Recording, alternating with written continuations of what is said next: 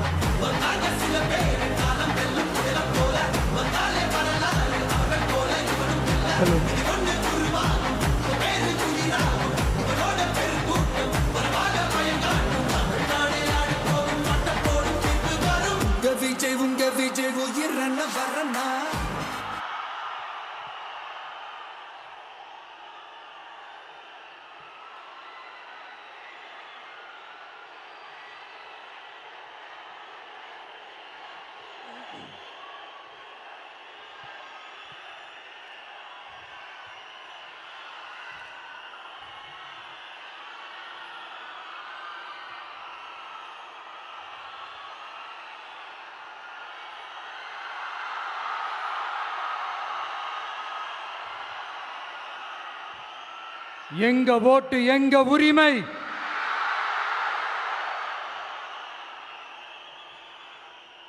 எங்களை யாரும் விலைக்கு வாங்க முடியாது.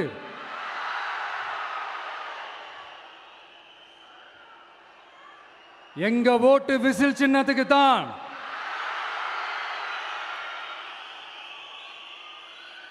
யாரையும் நம்பி ஏமாற மாட்டோம். எங்க வார்த்தையிலிருந்து மாற மாட்டோம். இது நிஜம். தேங்க்யூ.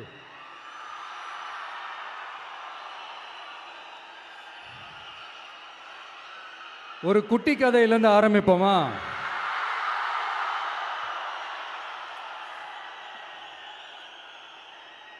ஒரு பெரிய ஊரு, ஒரு 4 ரோடு ஜாயிண்ட் ஆகிற மாதிரி ஒரு ஜங்ஷன், ஒரு பிஸியான ஏரியா, ஆள் நடமாட்டம் அதிகமாக இருக்கக்கூடிய ஒரு ஏரியா. அங்கே சென்டரில் ஒரு முரட்டு ஜல்லிக்கட்டு காலை ஒன்று நின்றுட்டு இருக்குது. காலில் மண்ணை வீசிக்கிட்டு சீறிக்கிட்டு அப்படியே நின்றுட்டு இருக்குது. யாருமே பக்கத்தில் போக முடியல. அந்த இடம் ஒரு கேஷுவலாக மாறணும் அப்படின்னா அந்த காளையை அடக்கி அமைதி ஆக்கினா தான் மறுபடியும் ஒரு பேக் டு நார்மல் சுச்சுவேஷனுக்கு அந்த இடம் மாறும்.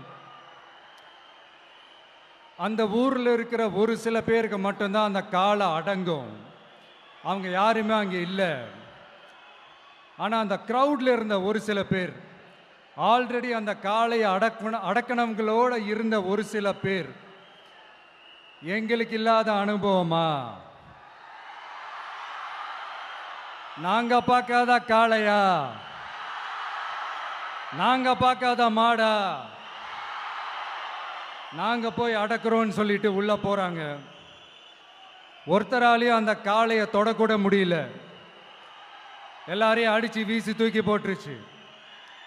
இப்ப என்னடா பண்றது அப்படின்னு பார்க்கும்போது அந்த கூட்டத்தை விலக்கிட்டு ஒரு சின்ன பையன் ஒரு என்ட்ரி ஒன்று கொடுக்குறான். உங்களுக்கு தான் தெரியும்ல, டேய் எங்களாலே முடியல, நீ எல்லாம் என்னத்தை போய் கிழிக்க போற? எங்களுக்கு அவ்வளோ அனுபவம் இருக்குது, நாங்களே அடிபட்டு ஓரமாக படுத்து கிடக்கிறோம். இவன் விளையாட்டுத்தனமாக ஏதோ பண்ணிட்டு கிடக்கிறான், பாவம் அந்த காளைகிட்ட போய் அடிபட்டு சாவ போகிறான்.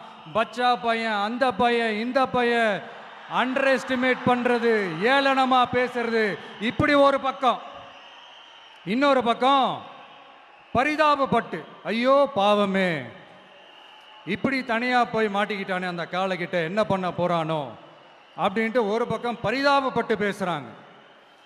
அந்த சின்ன பையன் எதுவுமே காதலையே போட்டுக்காம 2 பாக்கெட்லையும் கையை விட்டுக்கிட்டு ஸ்டைலா கெத்தா தில்லா அப்படியே உள்ள போறான். ஒரு ஸ்டெப் எடுத்து வைக்கிறான். அந்த காலை அப்படியே சீறிக்கிட்டே நின்றுட்டு இருக்குது. இன்னொரு ஸ்டெப் எடுத்து வைக்கிறான், கால் அப்படியே சீறிக்கிட்டே முன்னாடி வருது. மக்கள் எல்லாரும் பதட்டத்தோடு அப்படியே பார்த்துட்டு இருக்கிறாங்க. இன்னொரு ஸ்டெப் எடுத்து வைக்கிறான், கால் அப்படியே முட்டை வரும்போது பாக்கெட்டுக்குள்ள மறைச்சி வச்சிருந்த 2 புல்லுக்கட்டு அதை அந்த காலை கிட்ட காட்டுறான். காலை அப்படியே சடனாக வந்து நின்று அது மூடெல்லாம் மாறி அந்த புல்லுக்கட்டை சாப்பிட ஆரம்பிச்சிருச்சு. அந்த சின்ன பையனும் அந்த காலை அப்படியே தடவிக்கிட்டே வரான். காளையும் பக்கத்தில் ஒரு குழந்தை மாதிரி நடந்து வந்துக்கிட்டு வருது. பக்கத்தில் இருந்த ஒரு வயல்வெளியில் அந்த காளையை மேய விட்டுட்டு வரான். மக்கள் எல்லாரும் அந்த பையனை ஆச்சரியமாக பார்க்குறாங்க. அந்த அடிபட்டு கிடந்த அந்த அனுபவசாலிங்க தலையை தொங்க போட்டு நின்றுட்டு இருக்கிறாங்க. ஏன்னா பேசின பேச்சு அப்படி. வாய் இருக்குன்றதுக்காக நக்கலுமா நையாண்டியுமா நச நச நச நசன் ஒரே பேச்சு. என்ன பண்றது, தலையை குனிஞ்சு அப்படியே நின்றுட்டு இருக்கிறாங்க. அங்க ஒரு பெரியவர் வர்றார். வந்து அந்த பையன்கிட்ட கேட்கிறாரு, எப்படிப்பா இப்படி ஒரு முரட்டு காலை சீறிட்டு நின்றுட்டு இருந்தது, எப்படி அந்த காளையை அடக்கின அப்படின்னு கேட்டதுக்கு அந்த பையன் சொல்றான், ஐயா எனக்கு அந்த காளையை பார்த்தா கோபமாக இருந்த மாதிரிலாம் எனக்கு தெரியல, அந்த காலை பசியோடு இருந்த மாதிரி இருந்தது. அதனால தான் அந்த புல்லுக்கட்டை காமிச்சவொடனே ஓகே நமக்கு தேவையானது கிடச்சிருச்சு அப்படின்னோடனே அந்த புல்லுக்கட்டை சாப்பிட்டுட்டு நம்மளோட அப்படியே ஜாலியாக வாக்கிங் வந்துருச்சு அப்படின்னு சொன்னான். இதை கேட்ட அந்த பெரியவர் சொன்னாராம், இந்த சின்னவங்க பெரியவங்க அனுபவம் இருக்கிறவங்க அனுபவம் இல்லாதவங்க இதெல்லாம் விஷயமே கிடையாது. யாரா இருந்தாலும் அந்த சூழலுக்கு ஏற்ற மாதிரி அந்த சிச்சுவேஷனுக்கு தகுந்த மாதிரி என்ன பண்ணி அந்த ப்ராப்ளமை சால்வ் பண்றான், ஏது பண்ணி அந்த ப்ராப்ளமை சால்வ் பண்றான், அதுதான் விஷயமே, அதுதான் மேட்ரு. ஸோ நீ சூப்பர்ப்பா, என்ன ப்ராப்ளம் வந்தாலும் நீ சால்வ் பண்ணிடுவ அப்படின்னு முதுகில் தட்டி கொடுத்துட்டு அந்த பெரியவர் போறார். இப்போ அந்த கதையில் அந்த முரட்டு ஜல்லிக்கட்டு காலை தான் நம்ம தமிழ்நாட்டு அரசியல் களம். அந்த பெரியவர் தான் நம்ம தமிழக மக்கள். அந்த பாக்கெட்டுக்குள்ள ஸ்டைலா தில்லா கெத்தா ஒருத்தன் உள்ள வந்தான் பாருங்க, அவன்தான்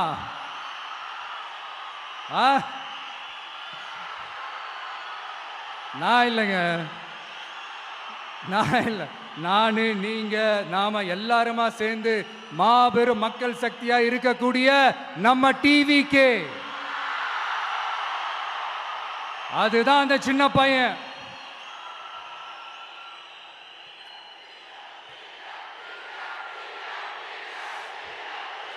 தேங்க்யூ தேங்க்யூ தேங்க்யூ.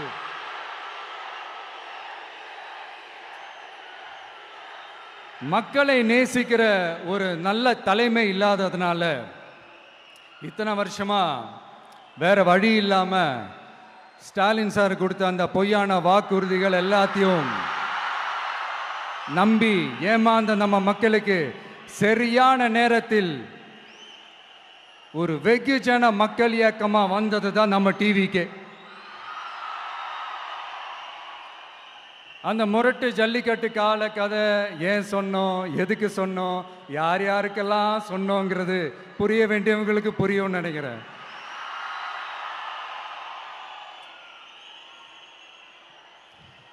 இப்போ நாம ஒவ்வொரு வீட்டில் உயிரா உணர்வா இருக்கிறோம். ஆனால் நான் உங்க எல்லாரையும் நேரில் சந்திக்கணும், நீங்கள் இருக்கிற ஊருக்கே உங்களை சந்திக்கணும் அப்படின்றது தான் எனக்கு மனசில் இருக்கிற ஒரு பெரிய ஆசை. ஆனால் அந்த சிச்சுவேஷன் ஒரு எதிர்கட்சியாக இருந்து கேள்வி கேட்டுட்டு இருக்கிற இந்த நேரத்தில் நமக்கு எதிராக என்ன சூழ்ச்சிகள்லாம் நடக்குதுன்றது உங்கள் எல்லாருக்குமே நல்லா தெரியும். அதனால் இப்போ உங்களுக்கு ஒரு வாக்குறுதியை கொடுக்குறேன், நம்மளுடைய ஆட்சி அமைஞ்சதும் ஒவ்வொரு கிராமத்துக்கும் நான் நேரடியா வந்து என்னுடைய சொந்தங்களாகிய உங்க எல்லாரையும் நான் சந்திக்கிறேன்.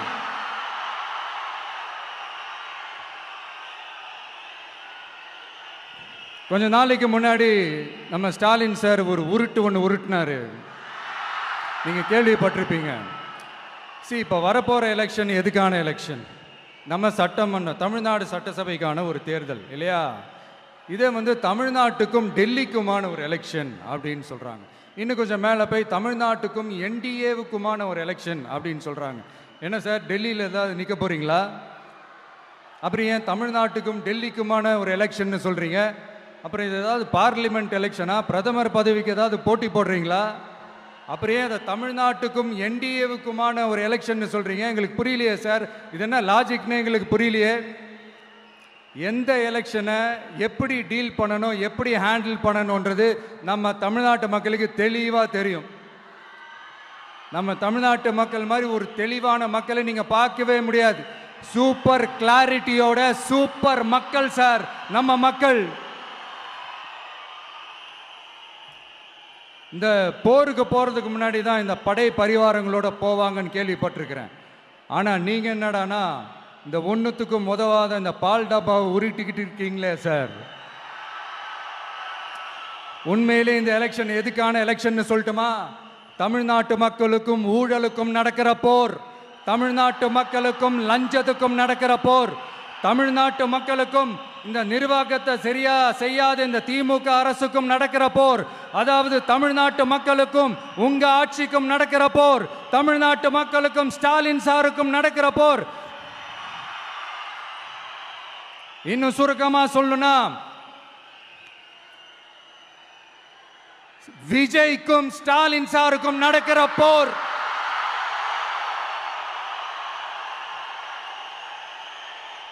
இதுக்கு நடுவுல இந்த என்டிஏ டெல்லி இதெல்லாம் என்ன லாஜிக்னே புரிய மாட்டேங்குது சார்.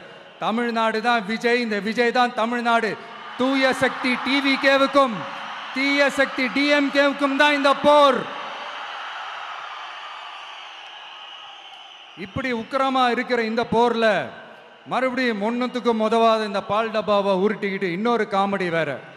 அது என்னடானா, அவரோட ஆட்சியில தான் தமிழ்நாடு சூப்பர் ஸ்டார் மாநிலமா இருக்குதான். கரெக்டு, தமிழ்நாடு சூப்பர் ஸ்டார் மாநிலம் தான். காமராஜர் அவர்கள் டைம்ல, அண்ணா அவர்கள் டைம்ல, எம்ஜிஆர் அவர்களோட ஆட்சியில.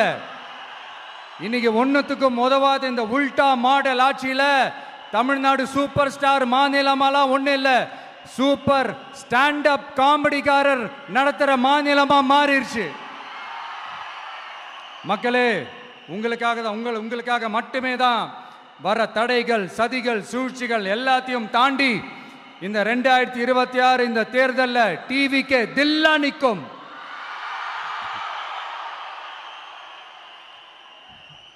இதுவரைக்கும் நடந்த எலெக்ஷன் வேற, இப்போ நடக்க போற எலெக்ஷன் வேற. ஒவ்வொரு 5 இயர்ஸுக்கும் நடக்கிற எலெக்ஷன் மாதிரி இதை நினைச்சிடாதீங்க. 50 வருஷத்துக்கு ஒரு வாட்டி நடக்க போற ஒரு எலெக்ஷன் மாதிரி இது. அதிசய எலெக்ஷன். ஒரு எலெக்ஷன்ல அவங்களோட எதிரிகளை தான் எதிர்ப்பாங்க, அப்படிதான் எதிர்ப்பாங்க, அதுதான் யதார்த்தமும் கூட. ஆனா இந்த எலெக்ஷன்ல தான் ஒட்டுமொத்தமா எல்லாருமா சேர்ந்து ஒருத்தனை எதிர்க்கிறாங்க. ஒட்டுமொத்தமா எல்லாருமா சேர்ந்து இந்த விஜயை எதிர்க்கிறாங்க. ஏன்னா இந்த விஜய் ஊழலை எதிர்க்கிறான், லஞ்சத்தை எதிர்க்கிறான், மக்களோட மக்களா நிக்கிறான். அந்த மக்கள் அவன் கூட நிக்கிறாங்க. அந்த காண்டு எப்படி? அந்த காண்டு தான் ஒட்டுமொத்தமா எல்லாருமா சேர்ந்து ஒருத்தனை எதிர்க்க காரணம். நீங்க எப்படி வேணா எதிர்த்துக்கங்க, ஆனா போட்டி 2 பேருக்கு நடுவுல தான். ஒண்ணு இன்னொன்னு. இந்த எலெக்ஷன் டேல மேக்சிமம் என்ன பண்ணுவீங்க? போவீங்க, ஓட்டு போடுவீங்க, வருவீங்க, அவ்வளவுதான் உங்களுடைய பார்ட்டிசிபேஷன். ஆனா இந்த எலெக்ஷன்ல நீங்க பங்கெடுத்துக்க போறீங்க. எஸ், உங்க வீட்டில் இருக்கிற ஒரு விஜய் தான், உங்க வீட்டில் இருக்கிற ஒரு விஜய் தான் வேட்பாளரா நிக்க போறாங்க. உங்க வீட்டில் நிக்கிற ஒரு வேட்பாளர்னா அப்போ உங்க வீட்டில் இருக்கிற மற்றவங்க எல்லாருமே வாக்காளர்கள் தானே. உங்க அம்மா, உங்க அப்பா, உங்க அண்ணன், உங்க தம்பி, உங்க சொந்தம் டிவிக்கே வேட்பாளர் அப்படின்னா அப்போ உங்க ஓட்டு விசில் சின்னத்துக்கு தான் எல்லாருக்குமே தெரியும். ஏன், நம்மளோட எதிரிங்களுக்கு கூட அது நல்லாவே தெரியும். அதனாலதான் நமக்கு எதிராக அவ்வளவு அவதூறு பரப்புறாங்க. என்னென்ன அவதூறு பரப்புறாங்கன்றது உங்களுக்கே நல்லா தெரியும். ஆனா அவங்களுக்கு தெரியாது, என் மேல அவதூறு பரப்புனா அது மக்கள் மேல அவதூறு பரப்புற மாதிரின்னு. எனக்கு அரசியல் தெரியலன்னு சொன்னா அது மக்களுக்கு அரசியல் தெரியலன்னு சொல்ற மாதிரின்னு. என்ன அசிங்கமா பேசினா அது மக்கள் அசிங்கமா பேசுற மாதிரின்னு. எனக்கு எதிராக செய்யற ஒவ்வொரு செயலும் அது மக்களுக்கு எதிராக செய்யற செயல் அவங்களுக்கு தெரியாம போச்சு. இந்த விஜயும் மக்களும் வேறு வேறு இல்லை. இந்த விஜயும் மக்களும் ரத்தமும் சதையும் மாறி உடலும் உயிரும் மாறி ஒன்னிலிருந்து ஒண்ண பிரிக்கவே முடியாது. எஸ், சென்சிட்டிவான சென்டிமெண்ட், அது சென்சிட்டிவான சென்டிமெண்ட்.